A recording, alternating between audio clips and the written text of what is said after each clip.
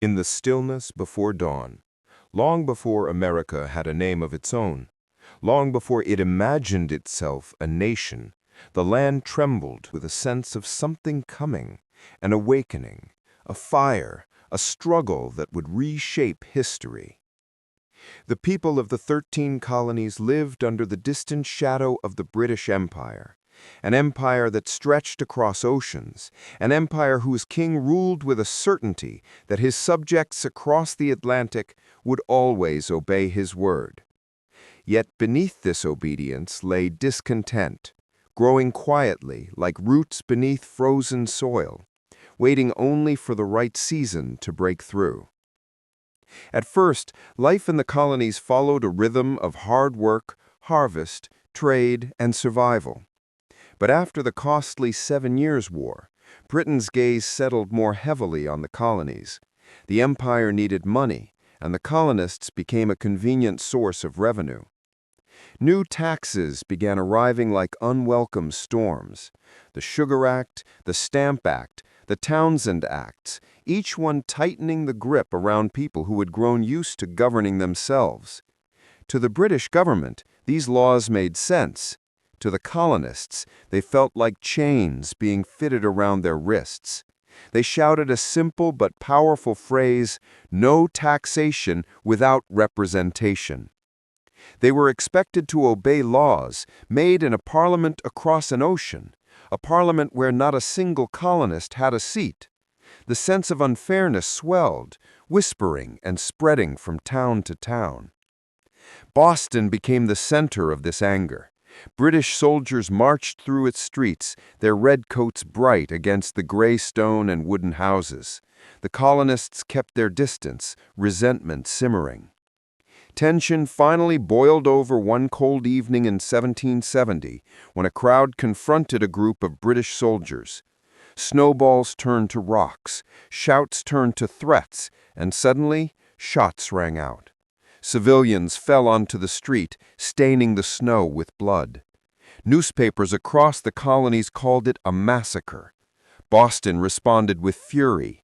The British answered with more control, more restrictions, and more soldiers. 3 years later, the tea ships arrived in Boston Harbor. The colonists refused to let the ships unload their cargo, protesting a tax they saw as another attempt to dominate them.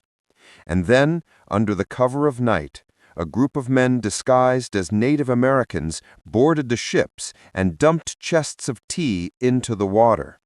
The rebuke was loud and unmistakable.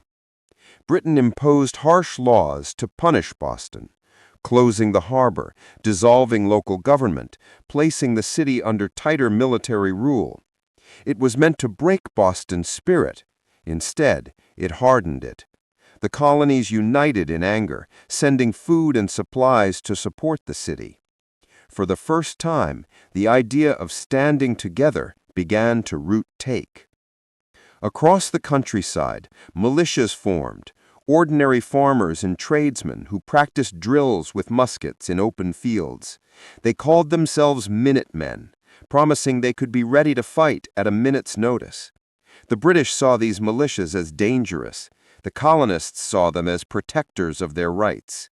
It was only a matter of time before the spark ignited. The spark came on the night of April 18, 1775. British troops prepared to march to Concord, where intelligence suggested the colonists were storing weapons. Paul Revere, a silversmith and patriot, learned of the plan. Watching the Old North Church, he saw 2 lanterns glowing, signaling the British were crossing the river. He mounted his horse and galloped into the countryside, shouting the words that would echo through history, "The British are coming!" His voice cut through farmhouse shutters and sleepy villages. Candles flickered to life. Muskets were pulled down from rafters. The Minutemen assembled. At sunrise, British troops arrived at Lexington. The Minutemen stood in a line across the green, nervous but determined. Silence hung in the air. Neither side wanted to fire first.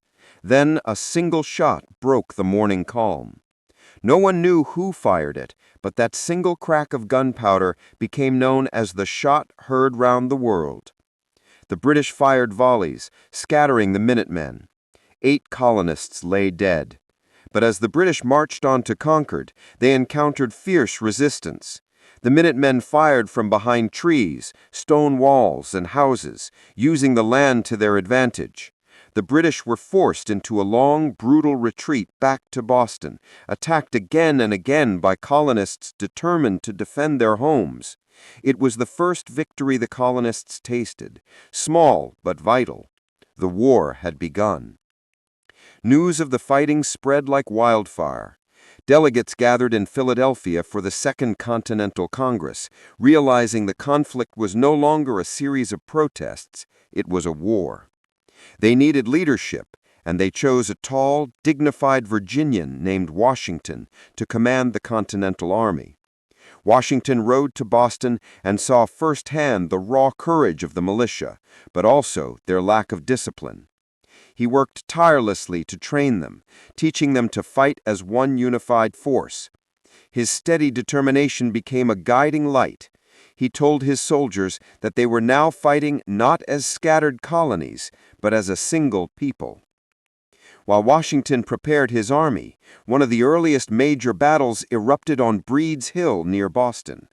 The colonists fortified the hill, overlooking the city. British generals, angered by the defiance, ordered a direct assault. As British troops marched up the hill in tight formation, the colonists waited, conserving their limited ammunition. Their commander shouted, "Don't fire until you see the whites of their eyes." When they did fire, their bullets tore through the British lines, sending them tumbling back down the slope. The British regrouped, attacked again, and were repelled again. Only on their third attempt, after the colonists ran out of ammunition, did the British capture the hill. Though technically a British victory, their heavy casualties sent a clear message: these colonists would not be easily defeated.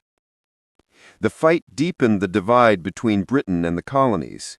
Slowly, the idea of independence, once whispered only in secret, grew into something bold, something undeniable.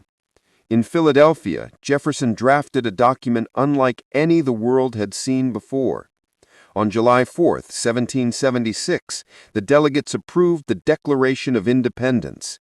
Its words declared that all men were created equal and that governments derived their power from the consent of the governed.